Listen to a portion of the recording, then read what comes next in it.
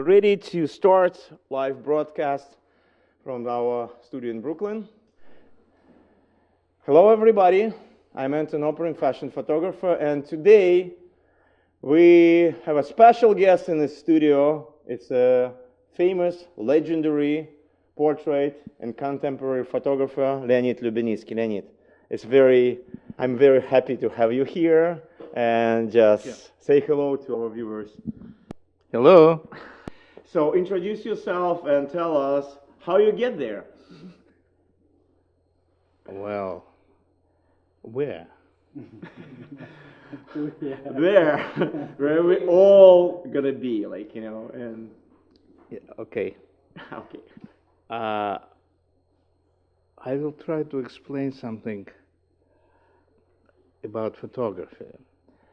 Photography has the history, I would say, roughly 200 years. And for 200 years, photography did enormous advance compared to 2,500 years of paintings, you know, because the technology got involved. From very, very beginning, photography was considered as a fine art, and many people in photography did a lot of experimental work in different methods and medias. And I came from old generation of photographers. I mean, third generation of photographers. Third one? Third. So, when did you start? When you first time holding the Well, camera? I started to do photography under my father's supervision at age 6.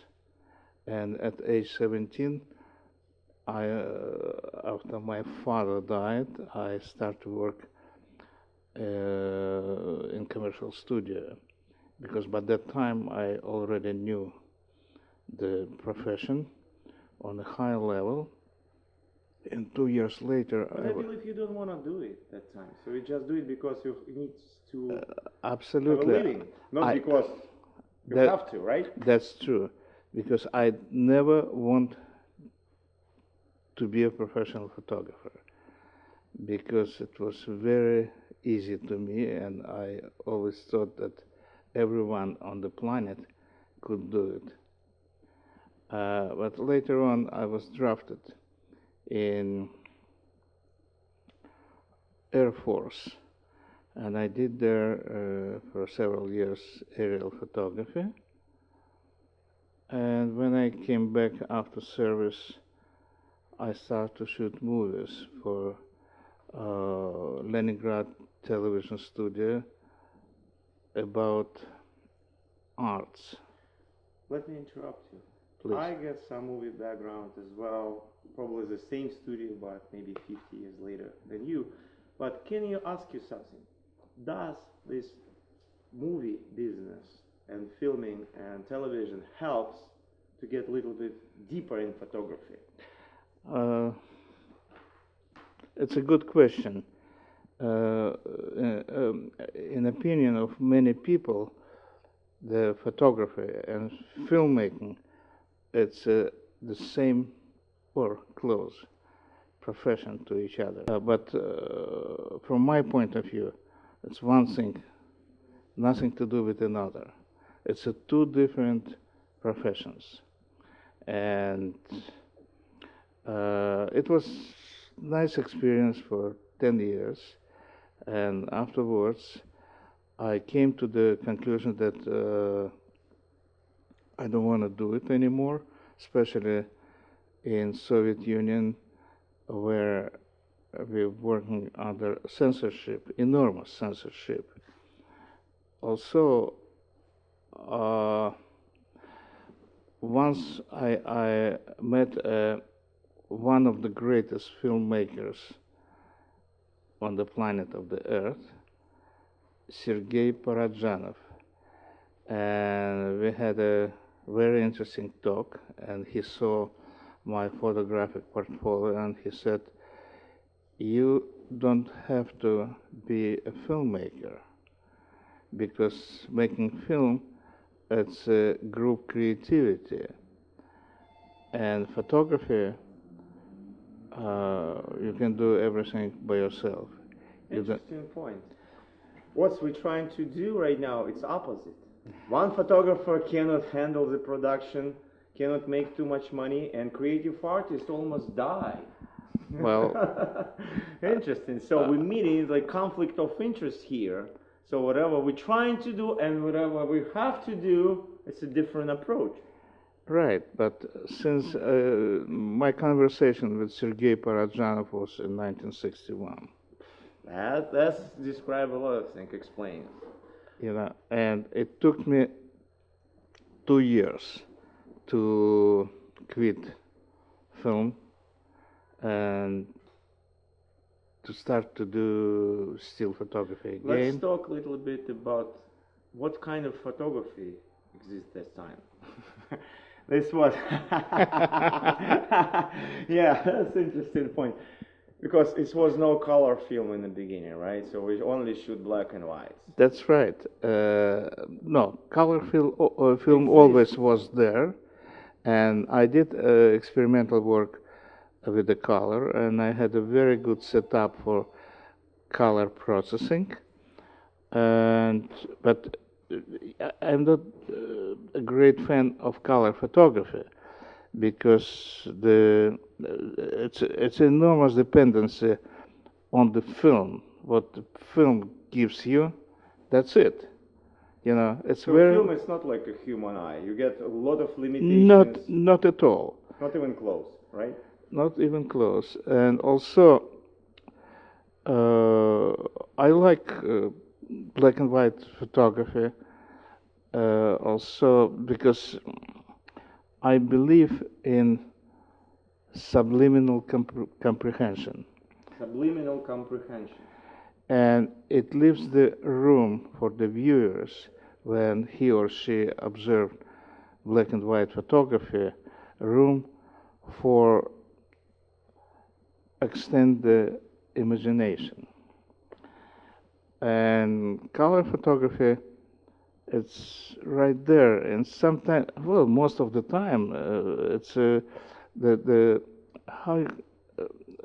plasticity and the combination of the colors absolutely doesn't mean much, you know. I'm talking about fine art photography.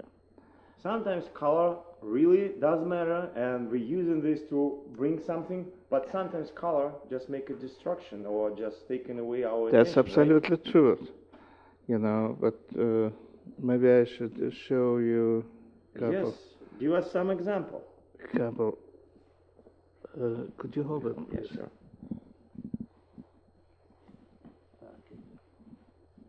That's getting interesting. Now we're gonna see something like very unique photographs. Very unique. It's oxymoron. Oxymoron, yeah. And also I know the Leonid still get his black and white lab at his home and print it and develops the pictures by himself. It's one friend of mine I shot many years ago. He was a student of Marcel Marceau. Mm-hmm. And this is a very old photograph of mine that I shot in 1972 in Copenhagen. And a friend of mine, she's a poet, she called this image Portrait of the Rolls Royce. 1972. Welcome to photography. Aha. Rashumba? Rashumba? What's her name? You remember? I don't remember. Aha. I'm very bad with the names. This looks like one of the first black supermodels in America. And this is Diana von Furstenberg. Now we're talking fashion. Can we show here? She's, as we all know, a very famous fashion designer. And in my time, she designed a very interesting dress that cost something like $150. No, listen to this.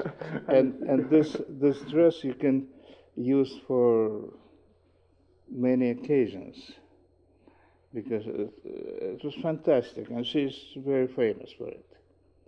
But this is from the session I did for several years advertising campaign for U.S. News and World Report, and she was one of the sitters. Okay, I never saw this picture before. It's like you're showing me something I don't know. I know you more than 15 years, and you're surprising me now. I know, let me give you the secret. What's happening with Leonid, I remind him, so he's going to be in our studio today, and he did not sleep till 5 o'clock in the morning. He tried to find something like, really interesting, especially for us. So now we're looking at something even I did not see. Okay. I don't know if you can zoom in of this picture. This is from the session. This lady is a very, very famous Russian poet by name Bella Akhmadulina, and this hairdresser. This is from the session for American Vogue. That's something like. And this image of laureate Nobel Prize winner Joseph Brodsky and Baryshnikov. I shot it for French Vogue. And what's the location of this? It's in New York? It's in New York on Morton Street, where Brodsky used to live, and this is his backyard. Wow. Very, very cool. So how many photographs you can produce during, let's say, one day? One. It's a good answer. You see, guys, this was our previous conversation today. When you shoot, let's say, 200 pictures, if one of these pictures, you can say, this is it, you already get results. Some bigger photographers, they ask you, how many pictures you can shoot? They say, like, maybe 5 or 6. Oh, really? Entire life, maybe. I don't know. It's a long time. Let me tell you something. When you're shooting a lot of pictures in the same time, it's always conflict of interest. One thing, you're shooting some kind of catalog or commercial work. This is one instance. And there is a requirement of art directors to have many, many images that very, close. But if you're shooting your own stuff, which nothing to do with commercialism, it's a totally different ball game. Tell me something very, very important. Let's say you're a professional photographer. You've been hired for some job, and you get some choice to make your own light, making like this. You really like to do whatever you want, or you're just gonna listen what the clients want? Well, if you're taking an assignment, well, I did editorial work for 22 magazines in the United States, in New York, and abroad. And usually you're shooting a lot to have a choice of different layouts, and there's a certain requirement. And I was, but for example, in American Vogue, I had a privilege to choose my own pictures. That's what we're talking about. When it gets certain level, and the editors or client trust you, they say like, this is our product or this is agenda, and please make your best, right? By your own judgment. But you have to really like certain level, like high, to make a judgment. That's right. And this is Joseph Brodsky in 1978. This I shot for Time magazine. Tell us what's special in this portrait, because a lot of people not really understand. Well, look, you know, I personally, I don't like traditional portraits, like in photo atelier, you know, family portraits, etc., etc. I believe in spiritual communications. I believe in state of mind in that particular moment, and it's not always goes very smoothly. I remember I photographed a long time ago Bernardo Bertolucci, and we had a very interesting conversation with him. And I'm a great fan of his films, but he's a very reserved person. And I used to speak Italian, so I dropped several Italian words, and he asked me, Signor parlo italiano? I said, certamente. So we start to talk about it, and he got very relaxed. So he felt very comfortable with me, and I asked him very provocative question. I asked him, Signor Bertolucci, every artist on the planet of the Earth has some fears. Do you have any fears? And he replied, the biggest fear that I have to start to repeat myself. That's true. All right, I know you get endless of the photograph. Not endless. And no, something special? Yeah. This is French actress Marina Vladi. I shot her in Paris in 1975, and she was a wife of a friend of mine. Which is?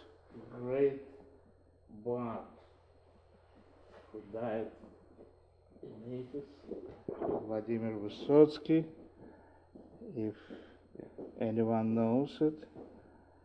Yeah, but it's a Bob Dylan of Russia.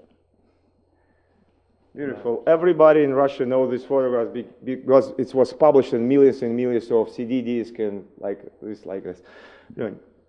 I have a little bit limited time in the studio, so I try to we're talking about photography, not just the portraits. Okay. We're talking about black and white photography and evolution of this photography coming from 70s, 60s to present time.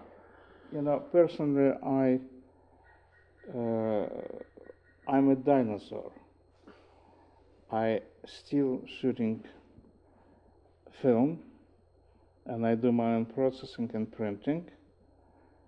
I saw many exhibits in New York City, and sometimes you see fantastic ideas and very poor execution, or just otherwise, fantastic execution technically. There's as we say, Torricelli vacuum, nothing in there.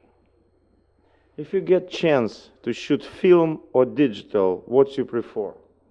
I prefer film. Explain why. First of all, I do believe in film I have control, a lot of control. Of course, I can transfer this control in digital photography, but it's not the same thing, because to me, digital photography has kind of look that sterile, and I'm not crazy about it. Well, it has to do with the preferences. But I believe in technology. I believe in advance of technology, and I believe it should be done a lot of experimental work to combine a modern technology with your ideas and compare. But you try to shoot digital. I know you shoot Canon and you really like it, right? Yes. Tell us about this experience. Well, it's a friend of mine lended me Mark II, and I shot studio portrait, and I got wonderful shots, and especially very good skin tone in color. To me, it's a very, very important to get a good skin tone in color photography. So if you're gonna get best camera in the world, digital, whatever is being produced, and you get, let's say, old Hasselblad or Mamiya. Don't touch Hasselblad. I know, you really, really love this stuff, you know. So, but today we get a Chris in the studio. He brought just new 50 megapixel Canon camera, and we would love you to put your hands on and get a feeling if it's really reliable and you can feel it when we're gonna blow up the picture and see it. This picture being done by famous Leonid Lubianitsky in our studio, and this is the result. Chris, can you tell us a little bit more about what we can expect from this beautiful new technology? Well, definitely the megapixels. It's 50 megapixels, which is mind-blowing. I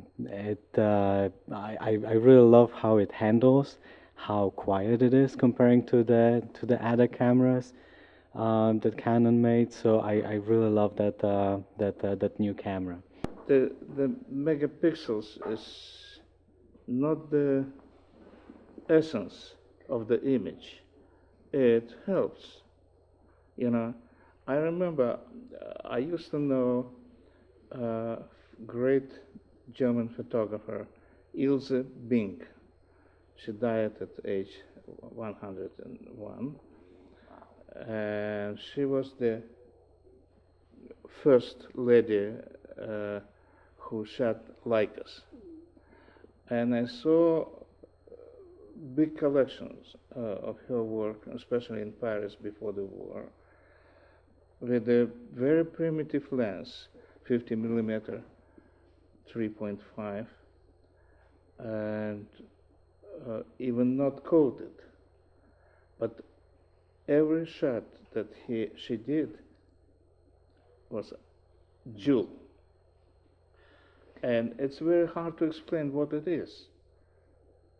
But it was fantastic, absolutely fantastic, you know. And you know, the formula of this lens, it's not perfect, believe it or not.